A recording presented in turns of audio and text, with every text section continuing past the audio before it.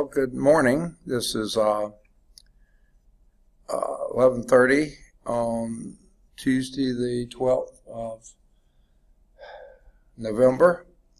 Can't even think well. 2019. It's supposed to be linear algebra class. And unfortunately, I'm the only one in the room right now, so I guess I'll go on and get started. I won't make any announcements because there's no one here to hear them. But anyway, where we are today, we're starting chapter 4, which is vector spaces, and there's quite a few sections in this chapter. This may take up most, if not all, of the rest of the time we have this term.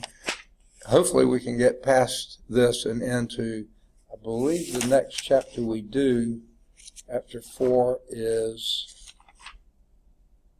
chapter 5, inner product spaces. So let's see if we can get moving on 4.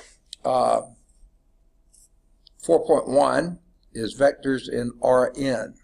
Now that may be a new notation for you, hopefully not, but it may be. What do we mean by Rn? That's not registered nurse. What that means is R superscript N, okay? Generally, we don't do too much in linear algebra in one dimension, okay? Just is way too simple. But R superscript 1, R1, would be your straight line. All real numbers. R stands for reals. Capital R stands for reals. And this would be one-dimensional. In other words, think of it as X. All you have at X-axis, you have a origin here, and you have positive values going this way, negative values going that way. That's your whole universe. That's R superscript 1, R1. R2 then would be two-dimensional. You have X's and Y's, and you would tick off points here and here as well. That would be R2.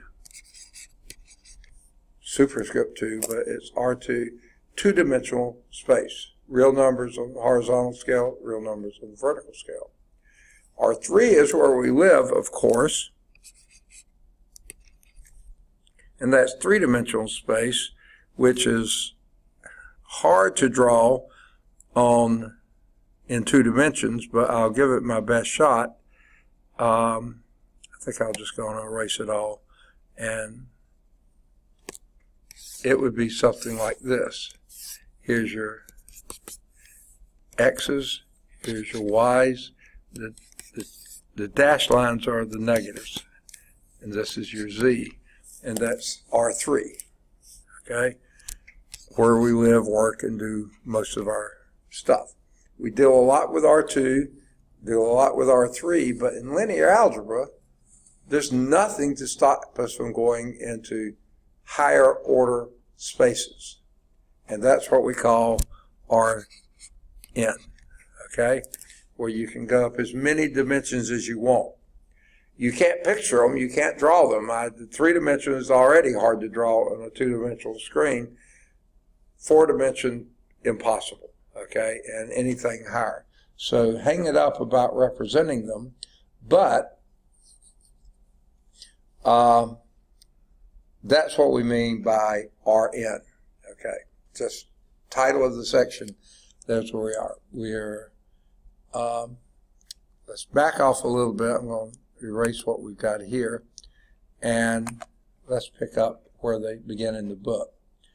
Vectors in the plane. Plane, R2. A line, R1.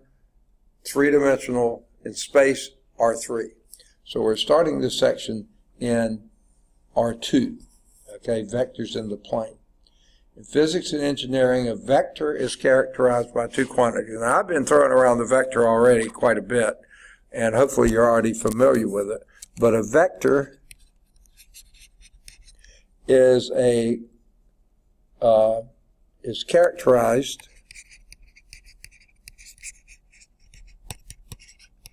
and by the way, I apologize for my voice. I caught a cold last week, and it gradually had been getting better, and up to this morning it was the best morning yet since I caught it.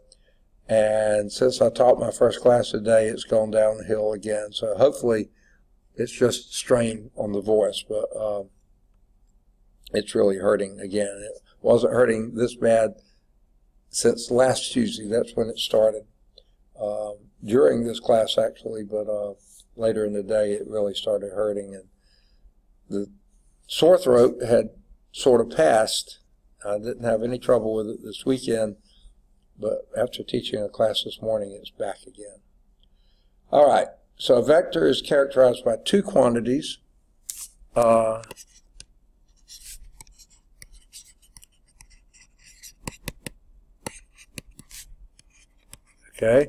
the first of these is length, and the second of these is direction. Okay, now we're going to start off two space, like we said, vectors in the plane, and this will be in that in two space. You represent these by what they call a directed line segment.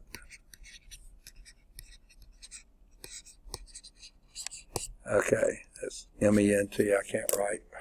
Goodness, I'm feeling pretty rotten. Okay, now what do we mean by that? Well, obviously, the directed part comes from the direction of the vector. Okay, the segment part here. Let me back off just a little bit. What is a line? A line, by definition, is infinite. It goes infinitely in one direction and in the opposite direction. That's what a line is. Usually represented by that going infinitely in both directions. That would be a line. What we usually call array, R-A-Y, not A-R-R-Y, but array would be this, and that would indicate starting at this point, so it has a fixed point here, but going indefinitely there. All right, good deal. So good to see you. What's that? It was so cold today. Yeah. Like, when I went to, I should have let it warm up. I didn't let it warm up, so when I went to drive it like stalled. Oh. It just like cut off. So I thought my battery was dead and stuff. And like, I was like, no, because my light still turned on. So I ended up like, when I cranked it, just kind of, well, I pressed the brakes a few times. I like pressed the gas and then I cranked up. I sat there. Yeah, let it warm up this time. Yeah. I think cars can sometimes be like that. I don't like this cold weather. I refuse to do anything. It's real tough. I didn't expect it. I said it on the recording earlier. You know, last Tuesday is when I started getting a sore throat. It was actually, I noticed it first during this class. And then the rest of the week, the cold just progressed. And it started getting better over the weekend. Friday morning was not nearly as bad as the other mornings had been. And I thought it was on its way out. But then, too, we were out of town, traveling. I had a lot of work to do on the farm and did that, so that didn't help. And especially when I would get hot, because we had some pretty nice weather over the weekend, get hot and then cool off too much. And that just aggravated the cold like crazy. And then we also had some sticks and things we needed to burn. And the smoke really irritated everything. But that was better. This morning when I woke up, I felt the best I had ever since it started. But then when I taught my first class, the sore throat started coming back again. So hopefully it's just strain, but I've got some ginger drops or whatever you want to call them that help some, but they don't do as much as I was hoping they would. But anyway, we were just talking, we were just getting started in Chapter 4, Section 4.1. Were there any questions before we got going on this? I'd already given you chapter 3 test, right? Okay. So here's chapter 4. We start with vectors in Rn, and I talked about on here what that means. What a vector is, I've been using them all along, but haven't really defined them yet, but hopefully you've had other courses that did. A vector is characterized by two quantities, both length and direction. And the name for it says is a directed line segment. That's how it's represented, okay? Now, and I was just talking about what those words mean. Directed, of course, comes from the concept of the direction. So a directed line segment would be that. The segment part comes from the concept of a fixed length. Because like I was just saying on here, a line, by definition, is infinite in both directions, okay? A line never ends. A ray, on the other hand, R-A-Y, not A-R-R-Y, is fixed at one end and goes infinitely in the other direction. In trig, they talked about a ray moving up, always fixed at one end. What a directed line segment is, just a piece of the line from here to there. That would be a line segment, just a segment of the line, fixed at both ends, whereas a ray is fixed at one end. Okay? But then when you have a directed line segment, then you put an arrow on it that's not a ray. That means this is now the representation of a vector. So if you're used to seeing that representation being for a ray, that was in mostly geometry and trigonometry and stuff. A vector uses that same looking notation. But just keep in mind, it's fixed at both ends. The arrow just indicates which way it's going. That's the direction part of it. Okay, not a big deal. Now, geometrically, a vector in the plane is represented by directed line segment, which we've already said before, with an initial point at the origin. So when we're talking about the plane, the XY plane, or horizontal vertical plane, however you want to call it, they name it X and Y, and you have a vector here, usually the initial point is at the origin. It doesn't have to be.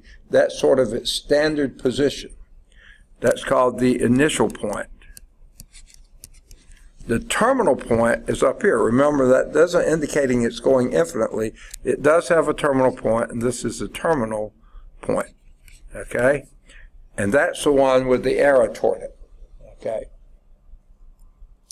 If you have the initial point at the origin, like I indicated here, then the terminal point is going to be at some value x1, y1.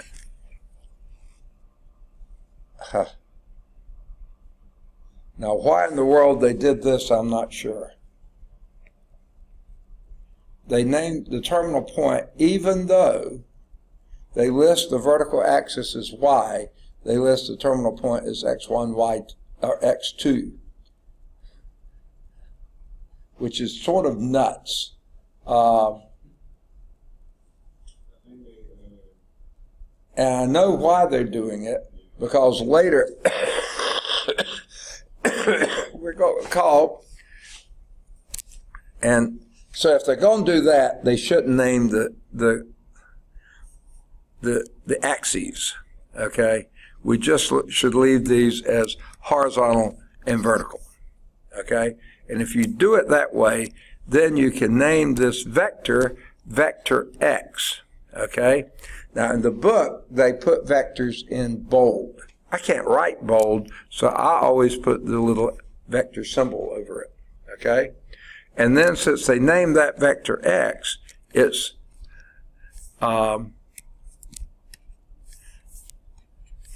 component in the horizontal direction is called x sub 1, and the component in the vertical direction is called x sub 2.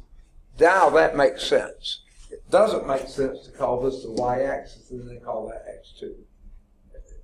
If you call this x-axis, now if they had called this v, vector v, and that was x and that was y, then v1, v2 makes perfect sense. but not when you say this is X, that's Y, and call it X1, Y1, X1, X2. Just don't name this, just name it vector X. Sorry about that. It's a dumb way of doing it the way they did. Now, this point, this is a point now. That point is called, it's a term, sorry.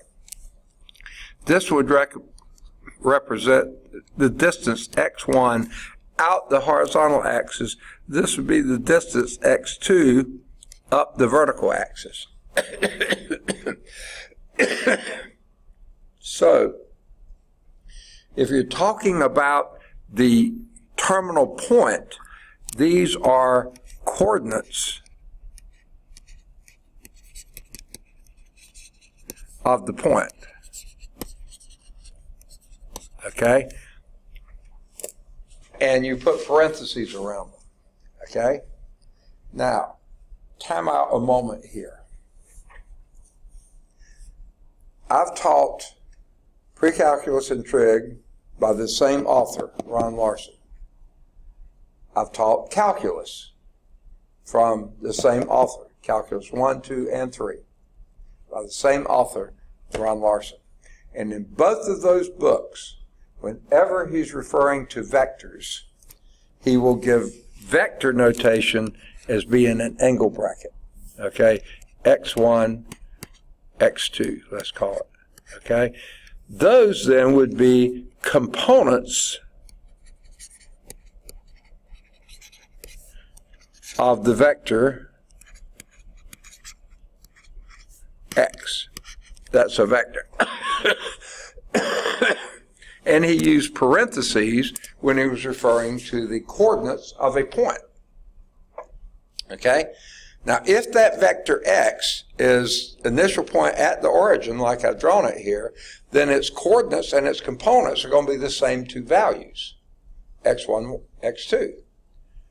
And the only way you could distinguish them is whether it's a parentheses or angle bracket. But in this book, he no longer uses angle brackets. He uses parentheses for both. So you have to get what he's talking about out of context, because he doesn't distinguish between a point and a vector. And there is a big difference. Okay. So anyway, for a point, these are called an ordered pair. Okay? These are your ordered pair, which represents the coordinates of the point. Ordered pair on the horizontal axis, on the vertical axis. That's in 2 space.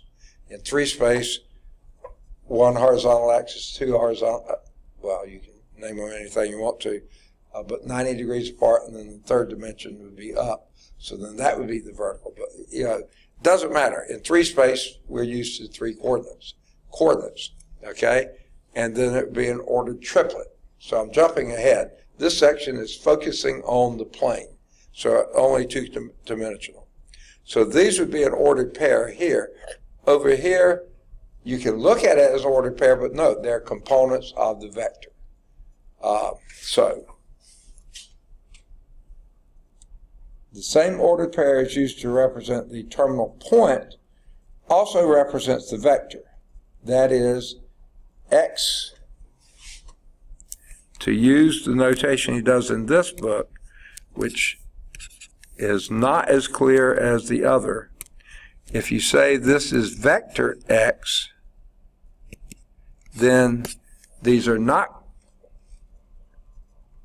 you can say it is an ordered pair, because in a sense it is, but now those are called components of the vector, not coordinates of the point. Okay. Now, sort of they sliding another definition right here in on you. What if you had 2 vectors? This kind, name it U, which they should have named the first time. And that would be U1, U2, because we're only dealing with the plane, 2-dimensional vectors. And V, which is V1, V2. Again, you're dealing with the plane. The reason they call them ordered pairs here or there is the fact the order really matters, okay? And that is a U, not a W. That looks like a W. The first one, like I said, is a horizontal component. The second is the vertical. Coordinate here, component here, okay? Whichever. These are both vectors, okay? This is coordinates. These are components, okay? Now, if you're talking about the equality of two vectors, then U1 must exactly equal V1, and U2 must exactly equal V2. For two vectors to be equal, the components have to be identical in the same order, okay? A 3-4 is not the same as a 4-3, okay? They're not. They have to be exactly the same, if and only if V1 equals U1 and V2 equals U2. So let's go to example 1. Any questions before I delete this? Okay. To represent the vector, now this time it makes sense because he's naming the vector U, and he bolds it, so I put an arrow over it, and when he writes it like this, it's clear he's talking about components of a vector. Even though you're using the same notation as the coordinates of a point, this is a vector. It says it is a vector, okay? To represent that, draw a directed line segment. So we're going to set up our axis here. I did it this way just because I know both of these are positive. So 1, 2, 3, 1, 2, 3, okay? 2 to the right, 3 up. There is the directed line segment that represents vector U, okay? 2, 3. You put the initial point at the origin and the total point, in the first quadrant at coordinates 2, 3. When you draw it as a vector, then those coordinates become components of a vector. Now, I can do this. Okay, what if we had the vector V, which has components -1, 2. Then you go to the left one and up 2, there would be vector V. Okay? Pretty straightforward. Now, any questions? You're probably really familiar with vectors, right? Okay, good deal. So let's move on to some other operations you can do with vectors. First of these is vector addition.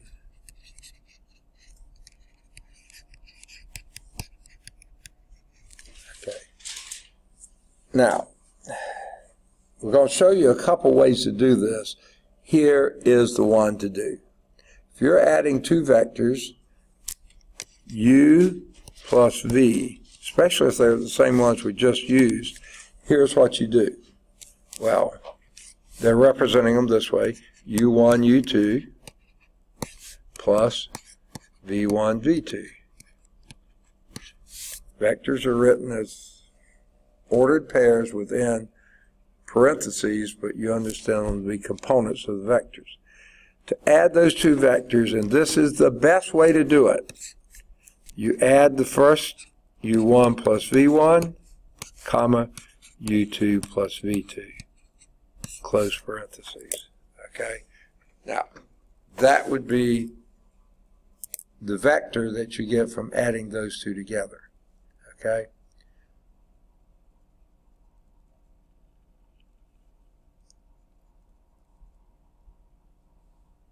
Okay, so you add component by component. Frankly, that's how you do everything with vectors, with matrices and everything, component by component. Now, they give you this illustration, which is absolutely correct,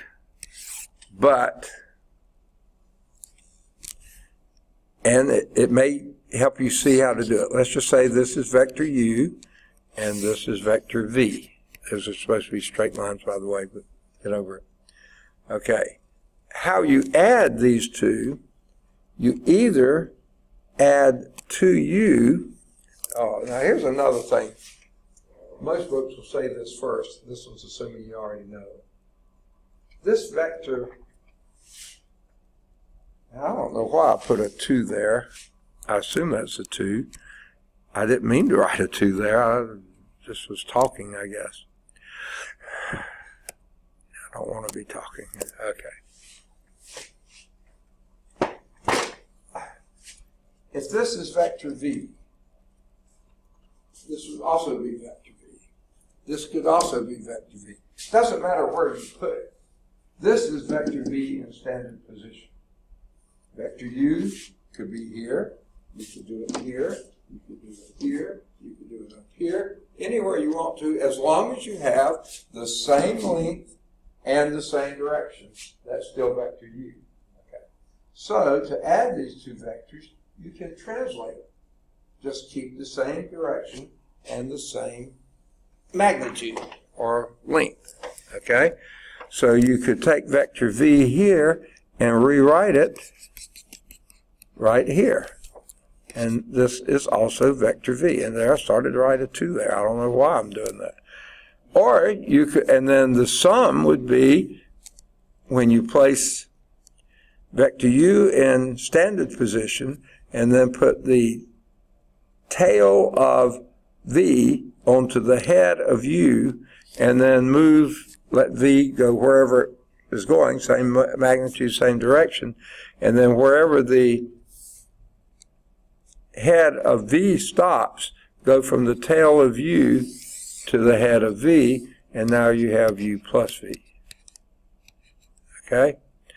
Or you could start with vector v and then translate u, same magnitude, same direction, here, and you get the same thing. That's still vector u. Okay? Now,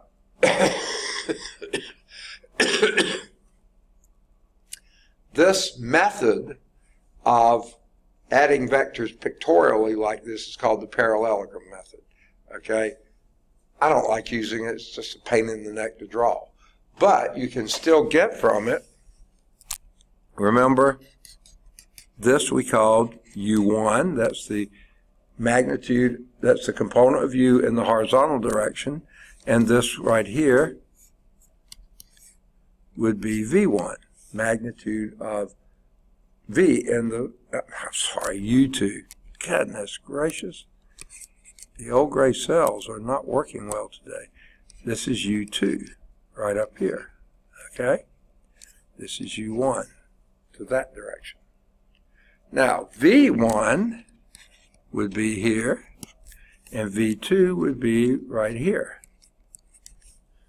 Magnitude in the horizontal direction, magnitude in the vertical direction. Now, if you notice, if you take this u1 and add it to v1, you get right to there. This would be u1. That's the same here as it was there, if my drawing were right. And if you added u2, v2 to u2, that's exactly there. And you see that adding vectors is much better to do u1 plus v1 rather than drawing a picture. u2 plus v2 rather than drawing a picture, that gives you u plus v. You add those components. Now, they didn't go into, oh, well, they did. They drew theirs with red lines highlighted, and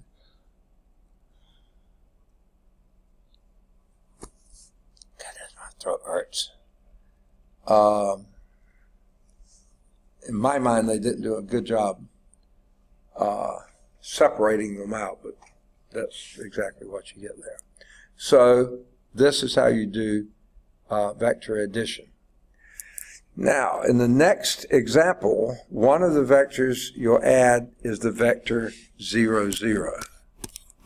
Now, that's not much of a vector, is it? I have trouble with even calling it a vector, but it is absolutely necessary. This is called the 0 vector.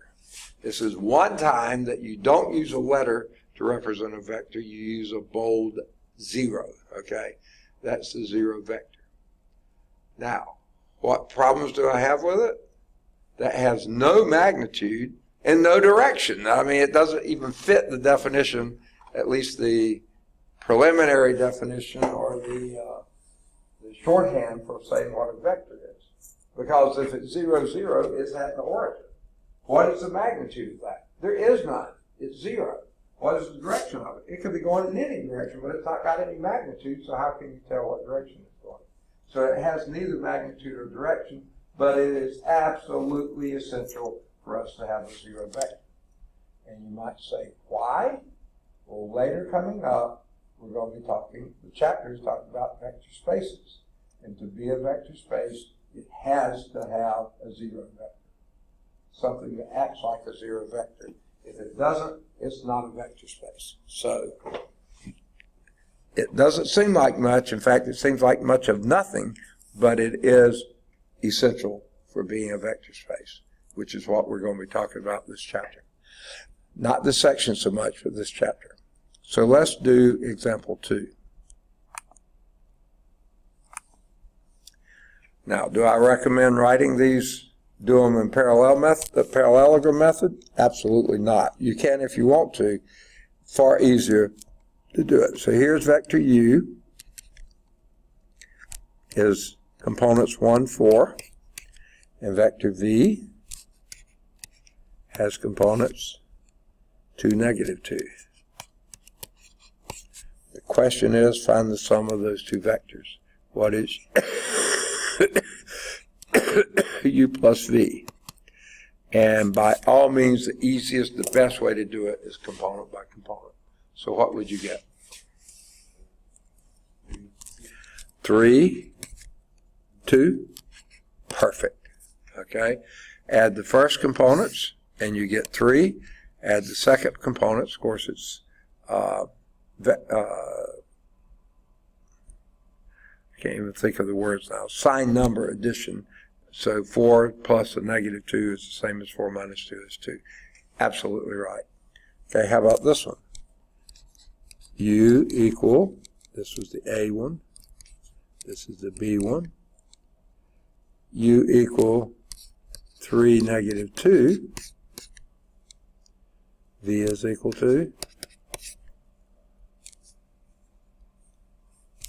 -3, 2. What is U plus V? Okay, wait.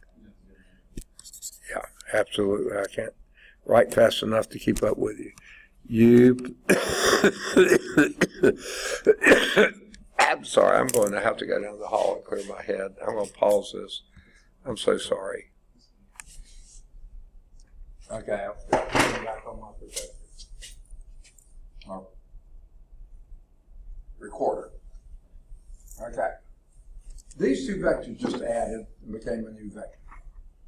These two added and became a new vector, but it became the 0 vector. So these two vectors have a special relationship with each other.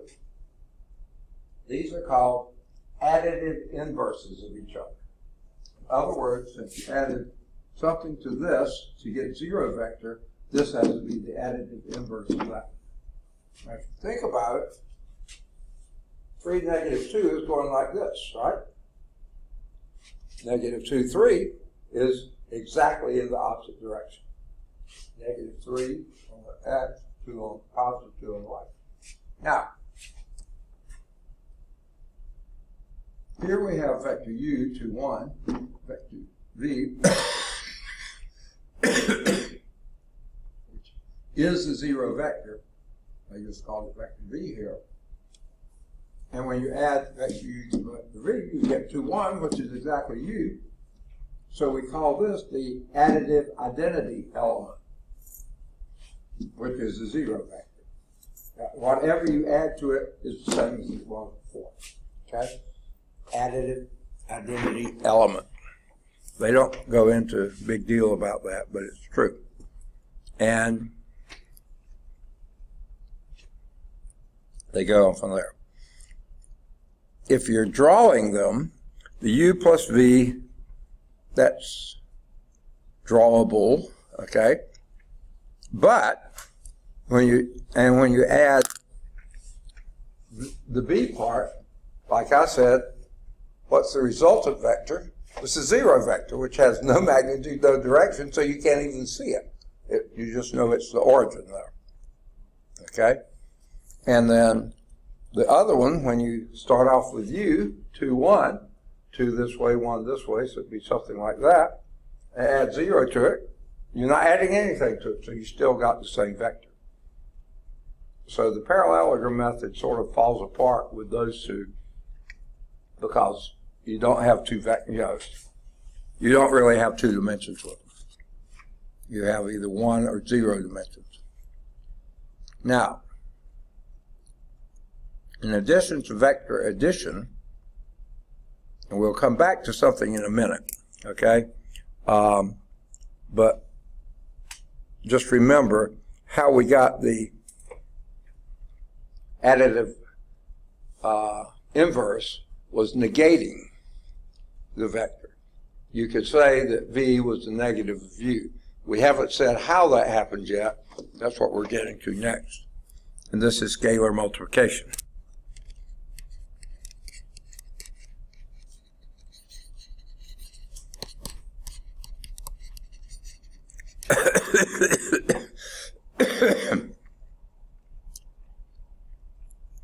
So let's say we have a vector v, and we're going to multiply it by a scalar c.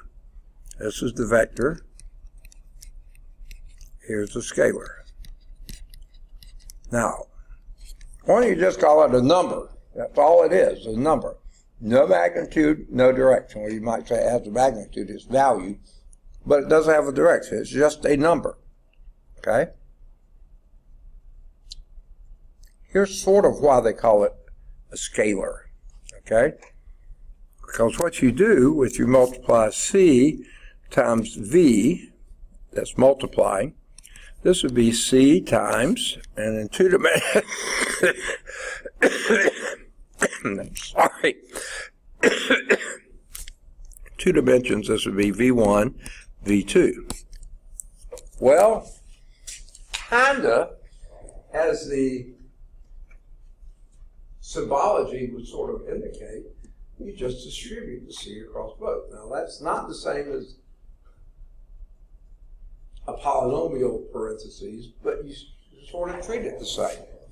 This becomes c v1, c v2. You distribute, in a sense, the c across all the components, in this case, both components. Okay? Now, what does that do? Let's just say you have your space like this, and here's your vector v. Okay? Now let's start with c being something greater than 1. You want to pick a value? 3? Okay? So when c is 3, so let's just call this 1 here and say 0.5 here. Just pick something. Okay? Then what you would have, if c was 3, you'd have c times 1, 0.5. Okay? Well, that would be 3, 1.5. Oops. And I will write angle brackets, and I don't mean to, because both of the other texts I use, I'm used to doing angle brackets for vectors. But, so what would that be? There would be 3, and there would be 1.5. So then you would be right there. This is your new vector, whatever it happens to be. Well, what have you just done? You've scaled it upward, extending the horizontal and the vertical components, multiplying both of those. You stay on the same line, you just scale it up. Now, if this c were something less than 1, like 0.5, then it would be 0.5 here and 0.25 there, because you take half of both of them and you'd be scaling down. Now, if the C happened to be negative, then you're negating it and scaling it up or down. So that's why they call it a scalar. All it does is stay in the same line, but scales it up, scales it down, and reverses it, and it does the same. So that's sort of why they call that. And I've just sort of given away the next part, and that is, what if your C is equal to -1? Then all you've done there is do -1 times, well,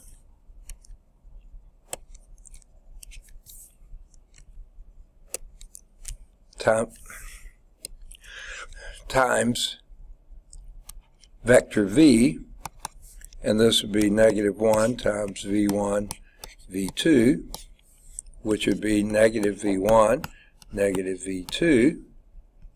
Oh, I did it again. That's supposed to be a parenthesis. Okay? What you've done then is just -1 here and -0.5 there. You've just reversed it, okay, and made it the additive identity, the additive inverse, okay?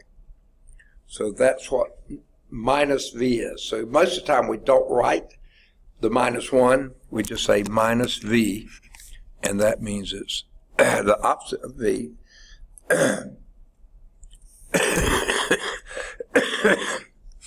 Which is -1 times V. Okay? Now, with that in mind, we can now introduce vector subtraction. Okay? So let me go to a new slide for this one because I've taken up almost all my space on this one. If you had U, vector U minus vector V, what that is the same as U plus the opposite of V. And that is vector subtraction, which, if you think about it, is exactly like subtracting signed numbers. -7 minus a -3 would be -7 plus a +3, which would be -4. So it's the same way here. You add the opposite of V, which is what subtraction is. So that's how we define the difference of two vectors or the other. Now, is it best to do this with the vector parallelogram method? You certainly can, but I don't recommend it because it's so easy to get that thing so crossed up. The best way to do it, components, component by component. So let's let, this is example 3, top of page 148, let vector V be the directed line segment that ordered pair, sorry, -2, 5, and U, vector U be components 3, 4. Okay? Then it says find each of the following vectors. A here is 1/2 V. Number 1, that will also be a vector because it's a scalar multiplied by a vector produces a vector. What would be the value of it?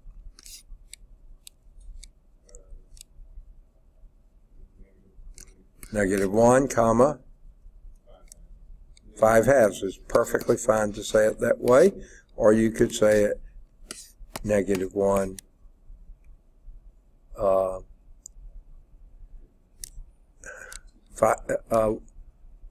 2.5. Sorry, I just can't even think. You can think of it that way. It's exactly half of the other. So 5/2, 2.5, it doesn't matter. Okay? That had no U associated with it. Let's do the B part, which is U minus V. What would that be?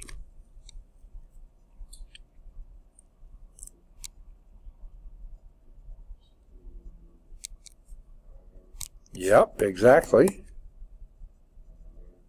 -1. Perfect. You could have written this as 3, 4 minus a -2, 5. And that would have been 3, 4 plus 2. Oh, wait, let me think. Let me rephrase that. I'm skipping too many steps here. Well, you know it, so but in case some of the others haven't followed. Plus, the opposite of this, I guess I'll do it like this, a -2, 5, which would be 3, 4. This is in gory detail. You don't need to do this if you understand it as well as you seem. Plus a 2, -5. The opposite of that one, and this would be a 5, comma, -1, which is exactly what we got. You got it. But I think from how you responded, you do exactly like I do. 3 minus a -2, 3 plus 2 is 5. 4 minus a 5 is 1. So component by component, that's the way to go. Now, if you try to do the subtraction, it's certainly doable. And they do it a lot. But, man, what a pain in the neck it is to try to keep up with. And then 2 spaces, one thing. 3 spaces, even worse. Okay, so what we have here is V is -2, 5. So this is vector V. Vector U is 3, 4.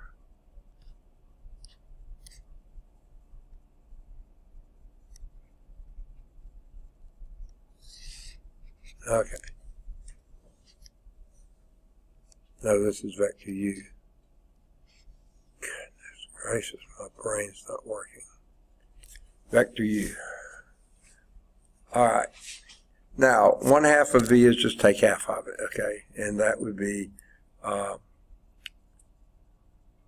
-1 on the X and 2.5 on the Y. Yeah, we got it. When you're subtracting these, it was U minus V, then you first write minus V, which would be down here, -2, +5. No. +2, -5. Here, which is exactly in the opposite direction, and then add it to that, and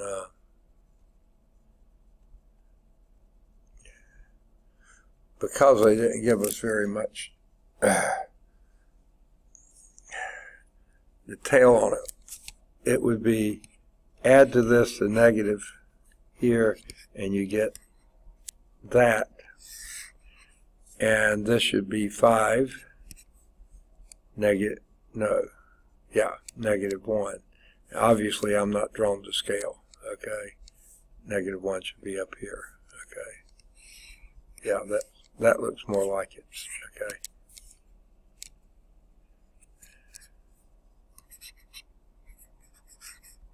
Okay. Man. Oh, my head.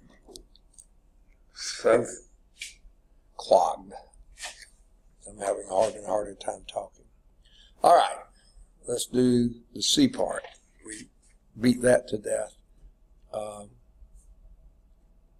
U minus V was 5, -1. Got it.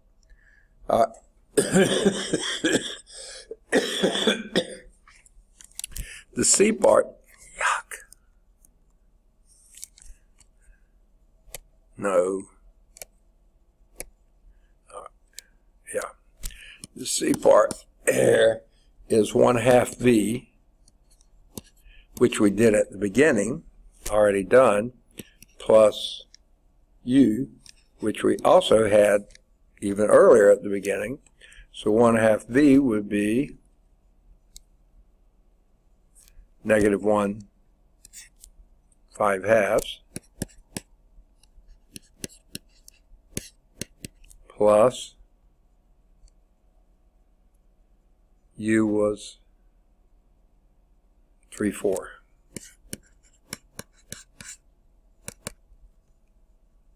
All right, what does that give you?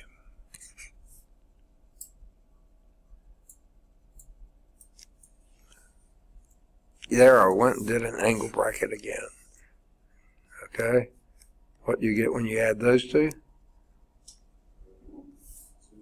2, comma, what do you say? I couldn't hear. 13. Okay, now this is 5/2, and that's 4, right? Yeah. 8 plus 5. Okay, oh, you said 13/2. Okay, I didn't hear the halves.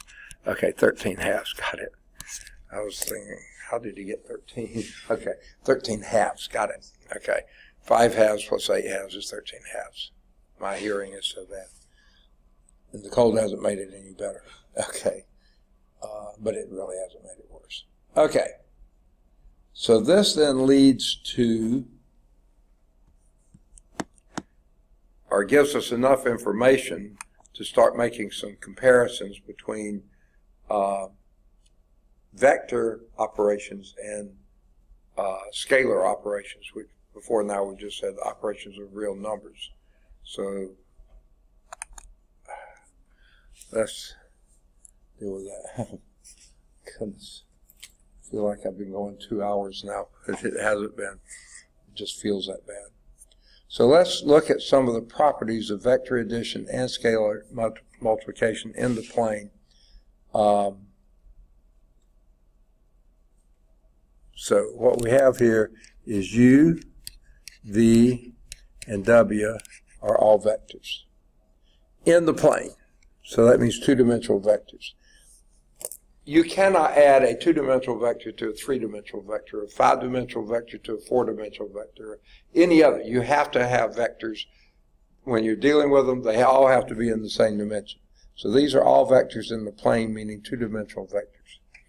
And we also have, so the vectors in the plane. And we have C and D scalars. These are just numbers, pure numbers, no directions. Okay. Now with these in mind, here are some properties. U plus V is a vector in the plane.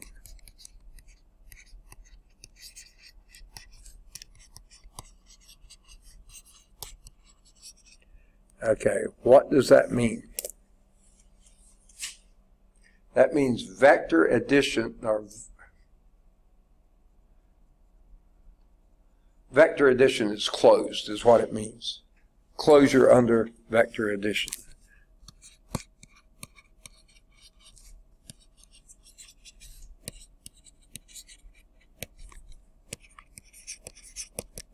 Now, you might say, what difference do these names make? Well, coming up, when we get to vector spaces, they have to meet certain criteria for all these, for it to be a vector space. And one of them is going to be closure. Okay? Now, what does that mean?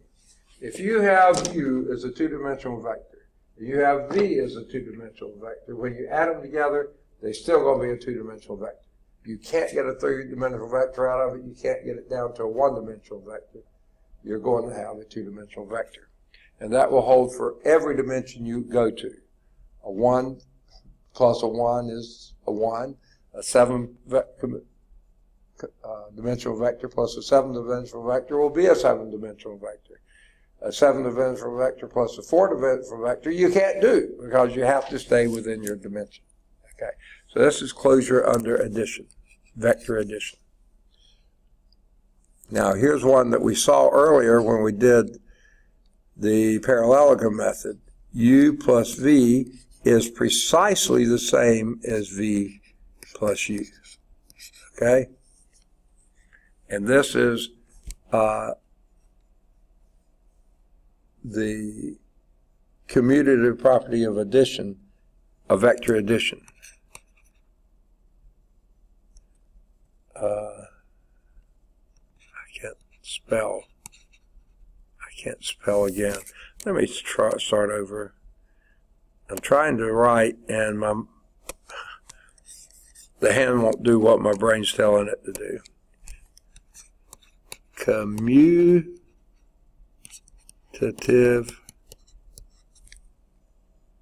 property of addition. Vector addition.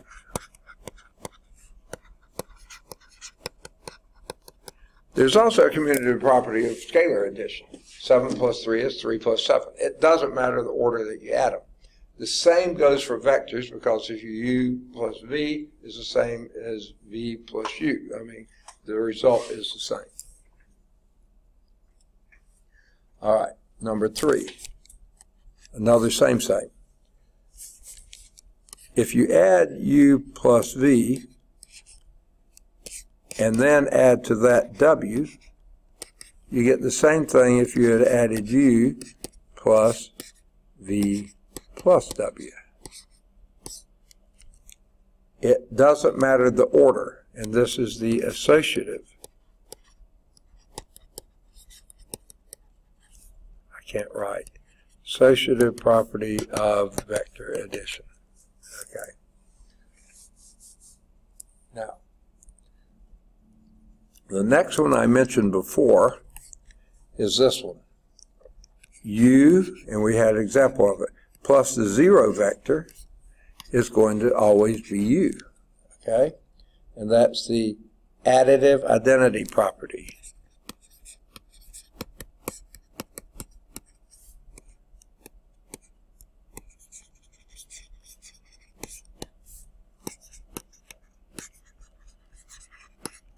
Okay, number 5. I think this is the last of our addition ones, and this is u. Got it backwards.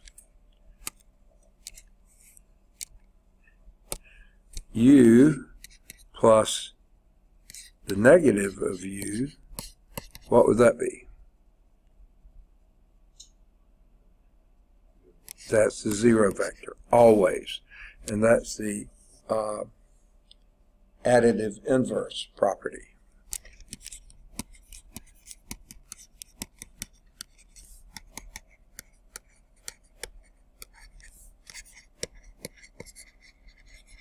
Okay, so those 5 deal mostly with vector addition. These next are going to start some of the similar things for scalar multiplication. The first is that Cu, or V or W, it doesn't matter, is also a two-dimensional vector. A vector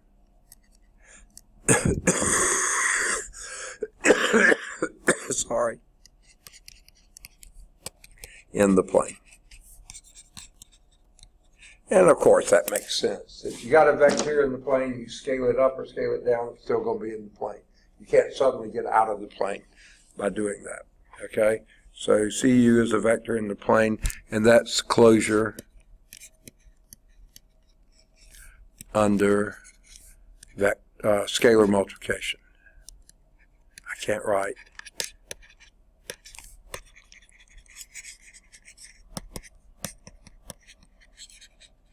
Okay, something like that. Okay, number 7. Now, they start a series of these that are somewhat similar, but vary just ever so slightly. And they give them the same names, which I find a little disappointing. So if you multiply the scalar by the sum of two vectors, that's the same as C times U plus C times V. Okay? Now, that looks a lot like distributive property of addition, of multiplication over addition. That's exactly what I refer to it as. In the book, they just say distributive property.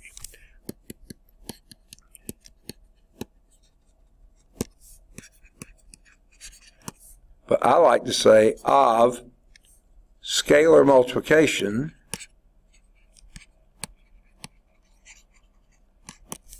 over vector addition.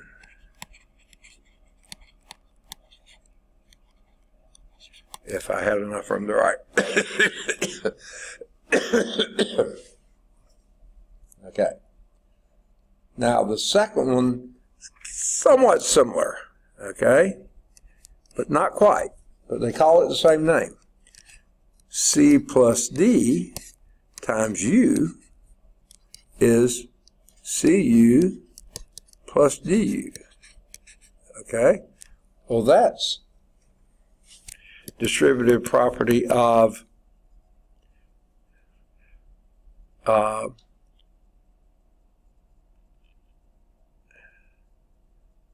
scalar multiplication over scalar addition. Well, no, I guess vector multiplication, yeah. No, scalar multiplication of vectors over scalar addition. Okay. Now, basically what it is, you're adding two numbers together times u is the same as the first number times u times the second, plus the second number times u. Well, that's almost,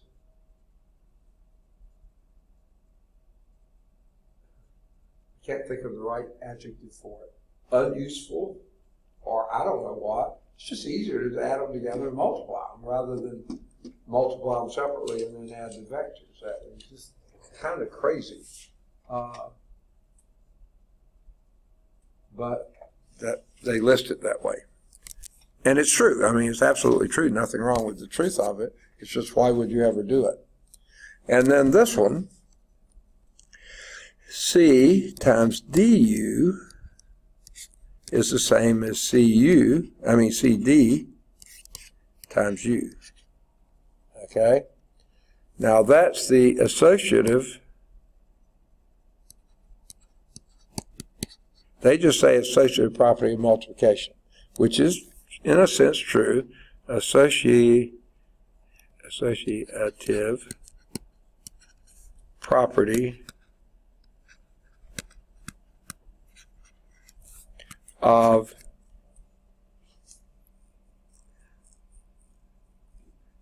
its scalar, I don't know how to phrase it. I would say scalar slash vector multiplication. And the reason I say that, we haven't even defined what it means to multiply two vectors.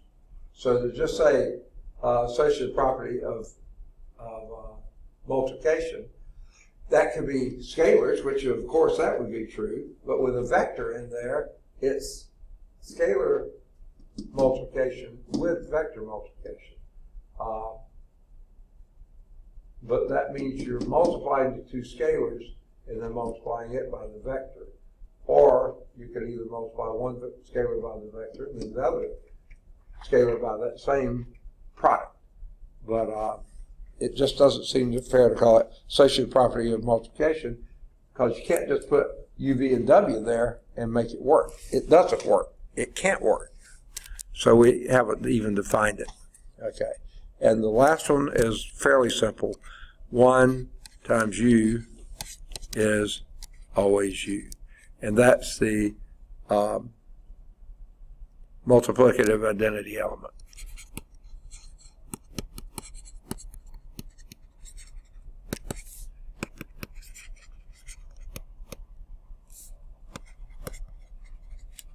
Or property, I think they call it. Yeah. Multiplicative identity property. Just like 0 was the additive identity property, you add the 0 vector to a vector, you get the same vector. When you multiply the scalar 1 times a vector, you get the same vector. Okay? Multiplicative identity element. And again, this is a scalar one, that's a vector, 0 vector. Okay. Now they say the proof of each property is straightforward. How you prove them? Component by component. List the vectors component-wise and go to town with it. And you see, once you list them component by component, then your vector properties just become scalar properties because components are scalar numbers and they follow the same rules. All right. Now, certainly welcome to look at, they do one for the distributive property of scalar addition over vector multiplication. And they show why that's true, and it certainly is a pretty straightforward but reasonable proof. Okay. Now we're going to move up to Rn. Not going to necessarily talk about tree space for now. And what I was saying before they go over here, just a little bit of other. Remember we called, let's see, what do we want to call it? X1, X2. We called that an ordered pair. And I think I slipped in and said X1 and I'm sorry. X1, X2, X3 would then be called an ordered triplet. Now, after that, we call them like X1, X2, X3, X4, dot, dot, dot, up to and including X sub n. Okay? We call this an ordered n-tuplet. Okay? Like triplet, fourthlet, you know, if you had prefixes you could do with it to make it make sense, you would keep doing it. But no, just call them n-tuples. Okay? An ordered n-tuple. They actually called it a triple rather than triplet. I like triplet, except I put an extra E on triplet, which is not there. They put triples, an ordered triple, which is okay to do too, and that's where I guess n-tuple makes a little more sense. I said n-tuplet, they're saying n-tuple. So it doesn't matter whether you leave the T or not, n-tuple. Okay. Now,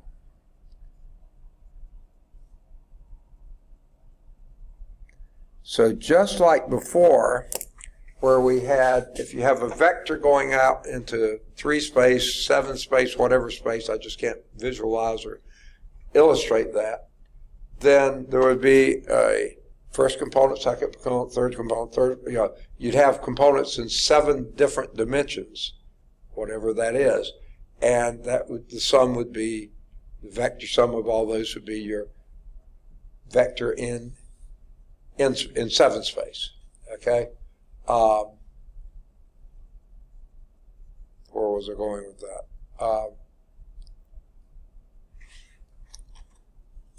So just like you would name the point out there, x of 1, x of 2, x of 3, x of 4, x of 5, x of 6, x of 7, similarly you name your vector. They use the same, not angle brackets, but the same parentheses, and then those would be components of your vector, would have the same names as the coordinates of that point that would be out there it's pointing to, wherever that is. Okay? So the components of, the coordinates of a point would be the same as the components of the vector, if you're assuming everything is run from the 0 position of whatever nth space you're in.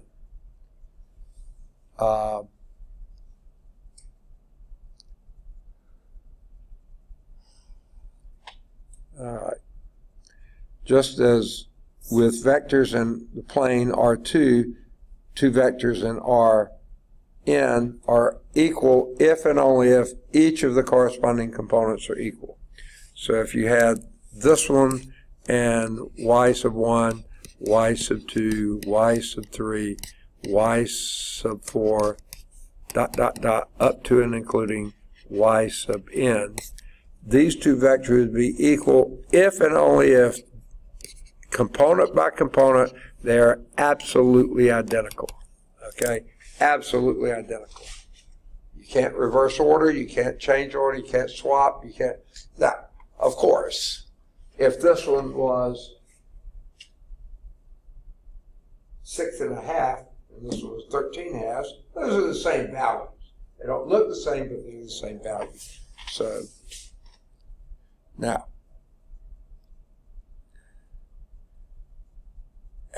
what I've been tempted to do all along, they're now finally giving us permission to do. If you're in R2 or R3, where we're used to living, right? You can call this vector xy and this one xyz. And quite often they do that, and they flip back and forth without any pattern to it. In one problem, they'll name it x1 or xy and z. In the next problem, they'll say x1, x2, x3. Means the same thing. They're identically the same. It's just that they use either one of them. Okay.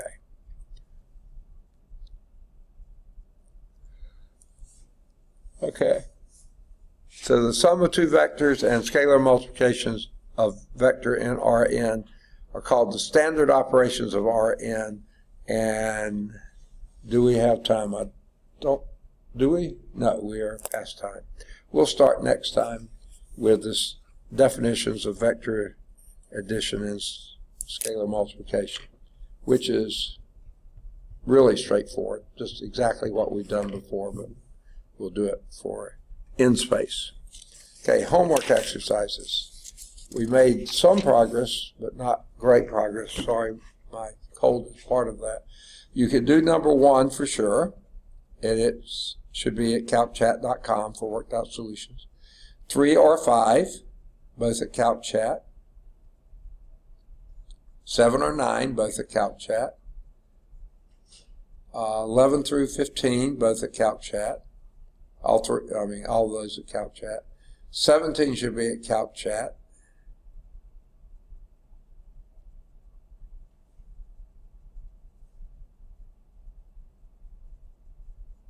All right.